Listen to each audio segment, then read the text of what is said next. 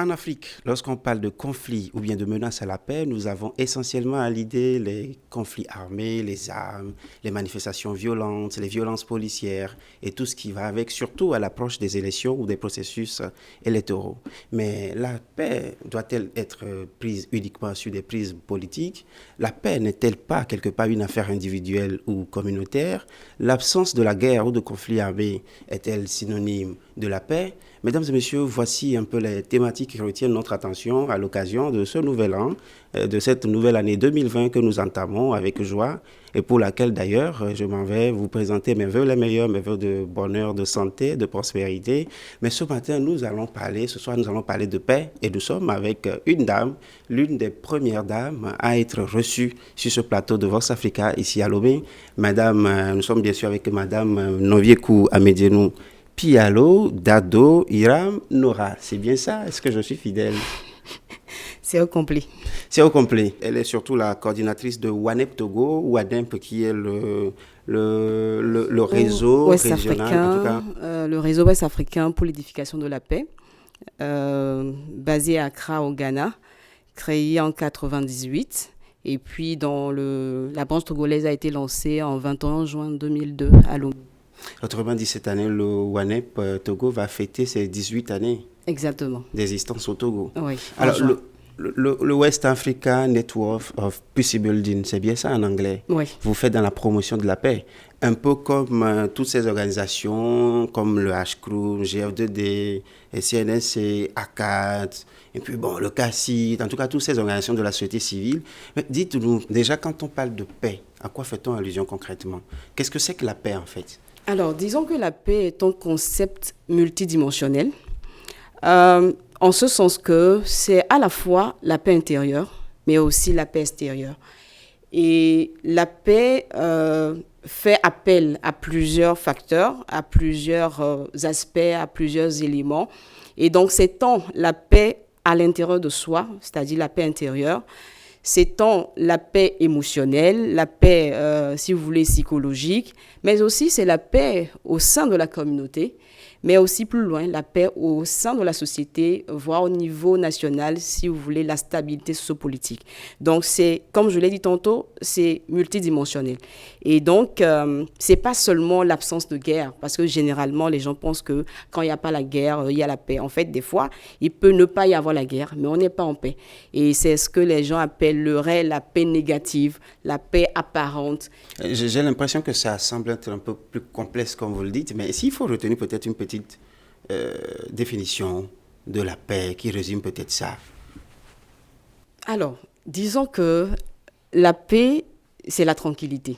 La paix, c'est la tranquillité. Alors, quand il n'y a pas la tranquillité, ça veut dire qu'il y a des conflits. Mais au fond, on n'a pas défini le conflit. Qu'est-ce que c'est qu'un conflit? Parce qu'au fond, beaucoup de personnes ne savent pas, par exemple, que le conflit n'est pas forcément synonyme de violence. Tout de suite, quand on dit conflit, on pense à la violence. Est-ce que c'est quoi les similitudes? C'est quoi exactement un conflit? Alors, disons que la violence, c'est une étape du conflit. Et que le conflit ne veut pas dire, ou bien n'est pas égal à violence, mais la violence fait partie du conflit, c'est un élément du conflit. Alors, conflit concrètement veut dire quoi? C'est tout simplement ce désaccord-là que vous avez avec quelqu'un. Ce mésentente-là que vous avez avec quelqu'un, je dirais, cette divergence d'intérêt, d'opinion, parce que c'est tout simplement le fait qu'on ne voit pas les choses de la même manière. Et donc, pris dans ce sens, en réalité, chaque jour que Dieu fait, l'être humain est en conflit avec son prochain. Les États sont en conflit les uns avec les autres parce que les intérêts sont en jeu.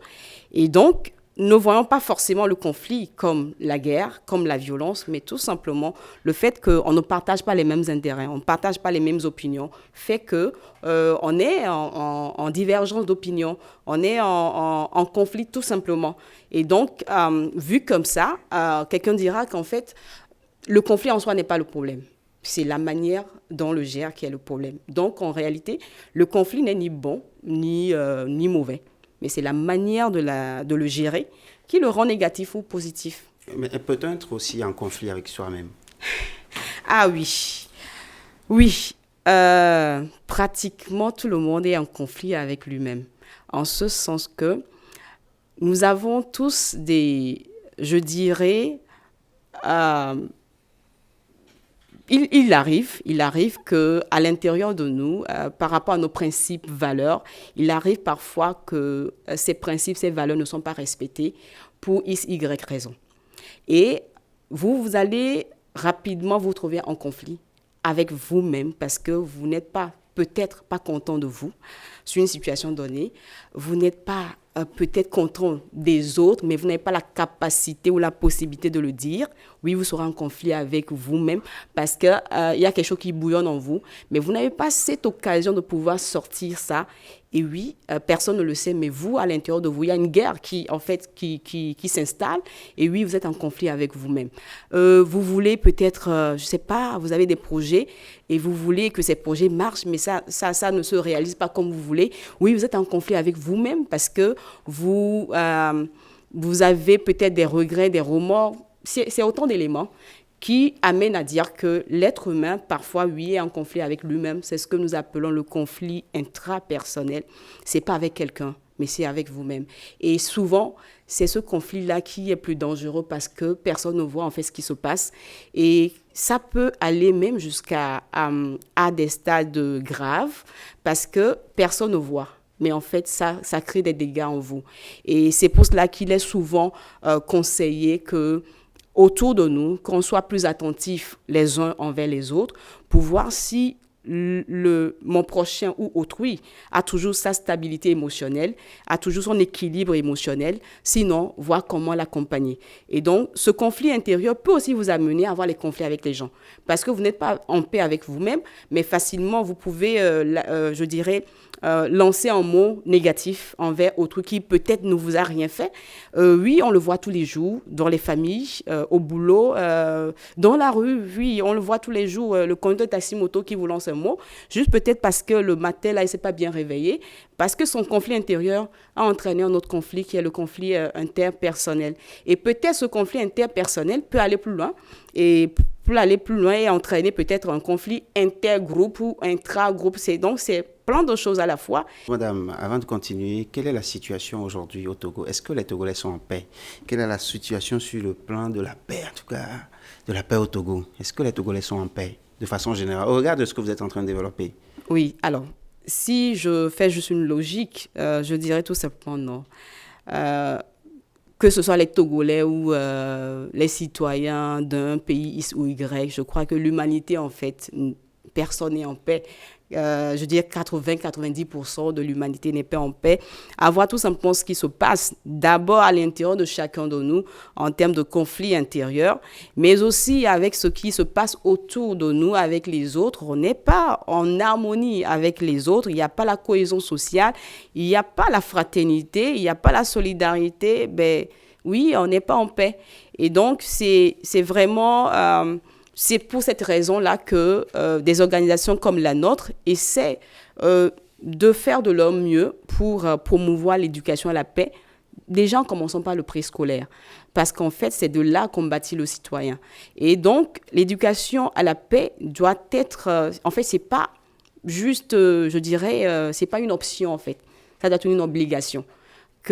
On veut avoir des citoyens qui sont épris de paix. On veut avoir des citoyens qui pensent au bien de l'autre, qui pensent au bien de l'humanité. Mais aujourd'hui, on voit, c'est un peu l'égoïsme qui est là.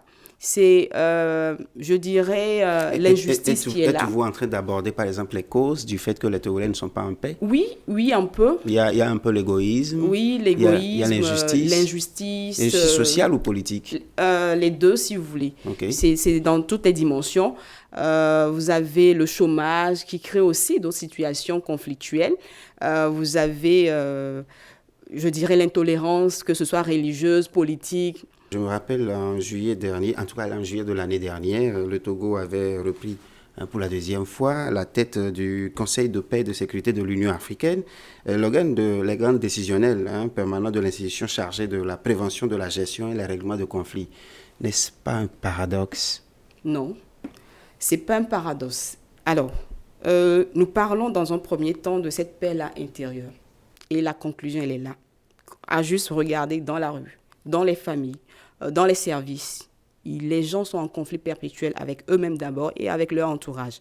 Et donc, oui, le Togolais en soi n'est pas en paix. C'est-à-dire cette paix-là qui demande cette stabilité émotionnelle totale n'en l'a pas.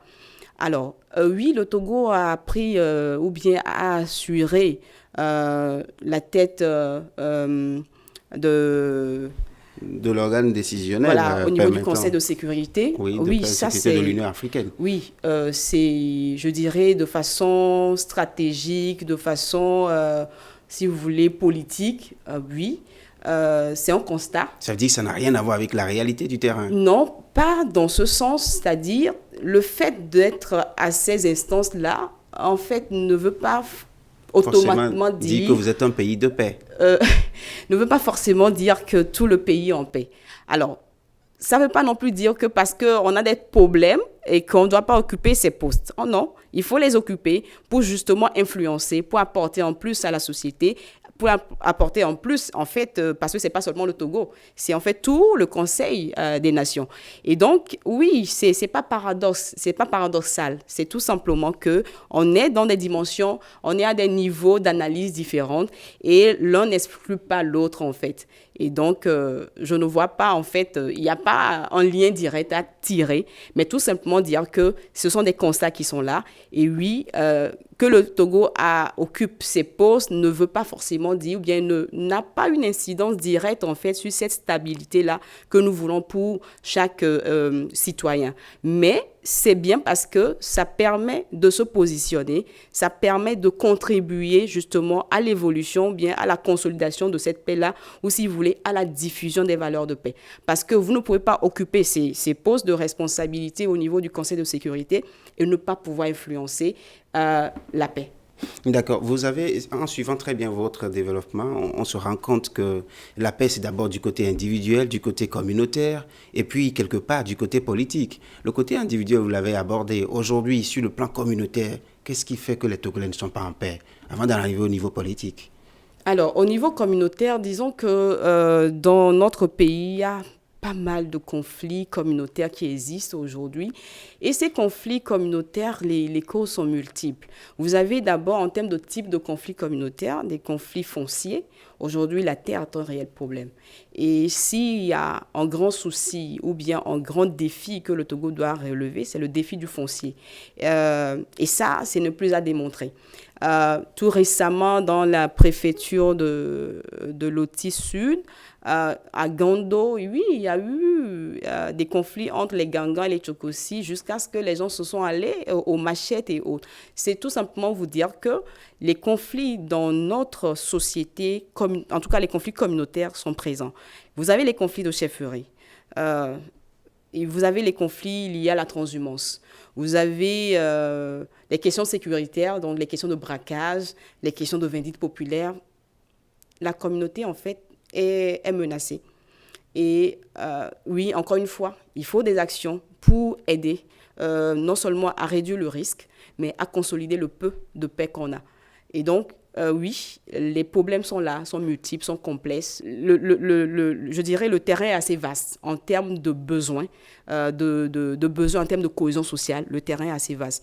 Aujourd'hui, les questions aussi liées aux conflits religieux, peut-être ne disent pas leur nom, mais ça existe. Les conflits ethniques, on en a encore aujourd'hui. Les problèmes de mariage mixte. Voilà, c'est pas facile, et il y a des familles qui le savent que un jeune, je dirais, du Nord, par exemple, vient épouser un jeune du Sud. C'est encore des problèmes aujourd'hui. Mais en fait, si on analyse bien, on doit tout simplement se dire, on est avant tout Togolais. Et c'est ça qui est le plus important. Qu'on soit du Nord, du Sud, de l'Est, mais on est avant tout Togolais. Et c'est ça qui est intéressant. Maintenant, il faudra aussi éduquer la population à comprendre qu'en fait, la diversité culturelle, c'est une richesse. Et donc, on n'a pas intérêt, en fait, à vouloir rester, ne serait-ce que juste dans sa zone. Mais en fait, il faut s'ouvrir sur l'autre, découvrir, apprendre. Et c'est ça qui nous fait grandir. Madame, nous sommes à quelques semaines des élections présidentielles. Le Togo va organiser les élections, notamment le 22 février, selon en tout cas la date officielle qui a été communiquée par la Commission électorale nationale indépendante. Et puis, il y a cette question qui revient toujours. Est-ce que on doit continuer ou est-ce qu'il faut de l'alternance? Selon vous, est-ce que le 4e mandat du président de la République est source de paix ou de conflit pour les Togolais? Merci pour la question. Alors, oui, le 22 février, le Togo ira aux élections présidentielles. Et oui, on constate que depuis un moment, un certain nombre d'acteurs élèvent la voix contre un quatrième mandat du président de la République. Disons qu'a priori, selon nos analyses, nous constatons que ça suscite des frustrations. Et il faut être, je dirais, objectif, remarquer ce qui se passe, mais maintenant poser la question, c'est quoi en fait le problème? Ben, en fait, c'est ça la grande question. Déjà, c'est quoi l'objectivité?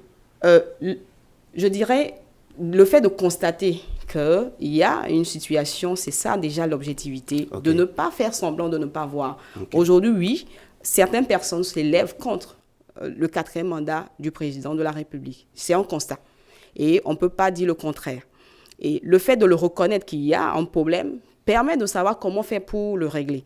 Mais faire peut-être semblant de ne pas voir qu'il y a problème, c'est en fait se lancer dans une politique d'autruche où et finalement le pire pourra arriver. Alors, à l'instant T, oui, le constat c'est qu'il y a certaines personnes qui s'élèvent contre le quatrième mandat et qui estiment que le président de la République actuelle n'a plus le droit de se présenter. Mais la question aujourd'hui, que disent les tests aujourd'hui? Les tests qui sont en vigueur aujourd'hui, permettent-ils au président de la République de se présenter ou non? Si on voit les tests, oui, les tests le lui permettent. Alors, on est dans un combat entre la légalité et la légitimité. Et c'est un combat un peu compliqué à gérer. Et dans ce combat, il y a des valeurs morales aussi qui entrent en jeu. Est-ce que c'est bien Alors, ça? nous, aujourd'hui, si on doit analyser, allons étape par étape. Est-ce qu'aujourd'hui, les tests permettent au président de la République de se présenter? La réponse est oui. D'accord? Deuxièmement, ceux qui ne veulent pas qu'il se présente, c'est quoi le problème? Il faut aller alors s'approcher d'eux, voir en fait et les écouter. Parce que oui, il faut écouter. Quand vous voulez faire de la promotion de la paix, de la consolidation de la paix, il faut s'approcher de chacun, écouter, collecter en fait ce qui dérange et essayer de voir comment concilier les points de vue. Mais a priori, comme je le dis, oui, les tests lui permettent de se présenter. Maintenant, si certains estiment que non, il n'a pas le droit de se présenter, ça, c'est un autre débat. Mais a priori, oui, il peut se présenter. Maintenant, oui, le constat est là. Ça veut dire que les acteurs qui font la promotion et la consolidation de la paix doivent en fait être attentifs à ces situations-là qui est en train de, je dirais, de faire surface et ne pas le négliger, ne pas la négliger en fait, je veux dire. Et donc, oui, on a besoin de tourner un regard sur ce débat qui aujourd'hui est là, qui peut-être est justifié pour certains, pour d'autres n'est pas justifié. Mais ce qui est sûr, il y a un débat qui est là et ce débat nécessite une attention. Donc, est-ce que ce quatrième mandat, donc, selon si je reviens à votre question, est source de conflit ou de paix? De paix c'est une situation je dirais, on note en tout cas qu'il y a un désaccord. Et quand on dit désaccord, c'est qu'il y a un conflit. Et donc, oui, le quatrième mandat du président suscite pour certaines personnes, parce qu'il faut bien le préciser, ce n'est pas les 100% de Togolais. Donc, il faut bien faire la part des choses. Et donc, pour certains, ça crée un conflit ou bien ça pose un sujet conflictuel. Et donc, je dis, il ne faut pas le négliger. Mais je rappelle que les tests en vigueur lui permettent de se présenter. Donc pour moi, je dirais que nous sommes sur un jeu politique et en politique, tout est, je dirais, permis. Chacun essaie de se positionner selon ses intérêts.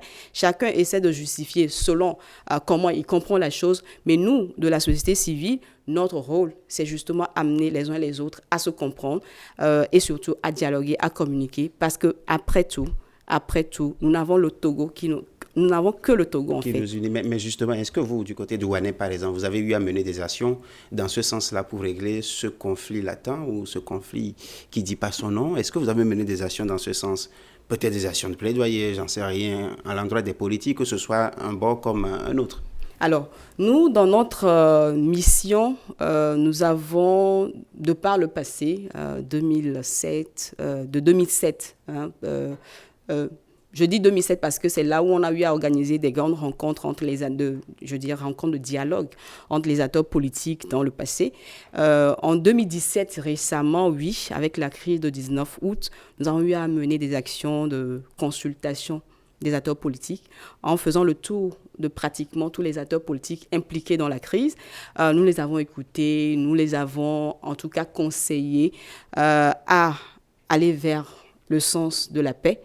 Nous avons essayé de faire même des démarches jusque vers le facilitateur au Ghana.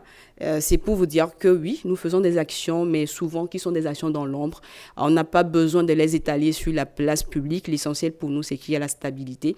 Et donc, les moyens qui peuvent nous permettre d'avoir cette stabilité, nous essayons de les utiliser, que ce soit en termes de plaidoyer ou en termes de contact direct avec les acteurs, en termes de sensibilisation, si vous voulez, en termes de formation, d'éducation. Tous les moyens pour nous qui peuvent apporter à soi une stabilité au pays, dans notre pays, nous essayons de les exploiter. Maintenant, nous ne pouvons pas dire que nos seules actions permettent de régler le problème. Non, il y a d'autres acteurs qui sont là, acteurs internationaux, acteurs locaux. Il y a d'autres acteurs qui sont là, qui aussi apportent leur contribution. Donc, disons que nous essayons de faire notre part et puis chacun fera sa part. Et puis, je pense que oui, la paix serait effective au Togo si nous voulons. Mais dans vos démarches, avez-vous l'impression d'être écouté par les acteurs politiques? Alors, nous, disons que nous essayons de faire de notre mieux. Est-ce que nous sommes écoutés? En partie, oui. En partie, oui, parce que le politique, c'est ce monde-là qui, je dirais, fait selon comme il pense, comme cela lui semble bon. Suivant ses intérêts. Parfois, oui. Et donc, nous ne pouvons pas être découragés de faire notre travail. Je ne peux pas dire qu'on est écouté à 100%. Sinon, je pense qu'on aurait déjà fermé les portes parce que les gens nous ont écoutés et puis bon, le problème est réglé. Non, on n'est pas écouté à 100% parce que les intérêts sont en jeu. Et donc, il faut aussi être conscient qu'on est sur un terrain politique et sur les terrains politiques, parfois, la raison n'a plus sa place forcément, même si, oui, les gens, souvent, je dis les gens, c'est-à-dire les politiques, disent ou expriment cette volonté-là d'asseoir des sociétés stables, c'est pas toujours évident. Et donc, nous, on fait notre part. Et oui, parfois, les gens écoutent parce que oui, on voit aussi des résultats sur le terrain. Mais oui, parfois, non. D'accord. Madame, nous sommes presque arrivés à la fin de cette émission, mais j'ai une question, en tout cas, très, très, très importante pour vous. C'est que bon nombre de Togolais pensent, et je sais que vous en êtes certainement consciente, bon nombre de Togolais pensent que tous ceux qui font dans la promotion de la paix, les organisations qui militent pour la paix, sont quelque part inférieurs au pouvoir. Parce que pour eux, la paix veut dire il faut laisser le régime tranquille. Est-ce que vous avez eu souvent écho de ces avis divergents des Togolais par rapport à la paix? Oui, alors, oui, il est arrivé à un moment de l'histoire du Togo où je dirais que le Togolais, à un moment donné, est fatigué. Est fatigué de tout ce qu'il y a comme conflit politique, est fatigué de tout ce qu'il y a comme discours pour appeler, je dirais, à l'apaisement, parce qu'ils ont l'impression que les choses n'avancent pas. Et il faut être honnête pour reconnaître quand même que, oui, c'est peut-être une expression quelque part qui est justifiée, mais nous essayons dans notre rôle toujours de dire que on ne peut pas abandonner de parler de paix. Et qui parle de paix ne veut pas dire est inféodé au pouvoir, puisque, en fait, la paix est une valeur universelle. Et qu'on soit au Togo, au Ghana, à New York ou je ne sais pas où, chacun essaie, en tout cas, les personnes conscientes qui veulent évoluer, voir l'humanité évoluer, chacun essaie de contribuer à la paix. Et donc, parler de paix ne veut pas dire qu'on est associé à un parti politique quelconque, même si, oui, il y a parfois de la récupération. Donc, il faut que les gens sachent qui fait quoi et qui est qui. La paix est une valeur universelle, c'est ce qu'est en train de nous dire ici sur ce plateau Madame Novie Kouamedjenou Pialo Dado Iram Nora. Madame, nous sommes arrivés à la fin de cette émission, nous aurions aimé que ça se prononce, mais ça se prolonge, mais bon, malheureusement le temps est contre nous. Est-ce que vous avez un petit dernier mot? Merci beaucoup pour cette opportunité. Un dernier mot, tout simplement inviter chaque acteur, chaque citoyen, citoyenne togolaise et citoyen d'ailleurs, d'ici et d'ailleurs, de rechercher la paix, de faire de la paix son ami, que la paix soit un comportement, que la paix soit dans nos propos, dans nos gestes, et je pense que oui, la paix sera. Madame Nevier-Kouamedielounou, merci. Chers téléspectateurs, merci à vous également de nous porter toujours votre confiance, de nous porter toujours votre attention. On se retrouve dans le prochain numéro.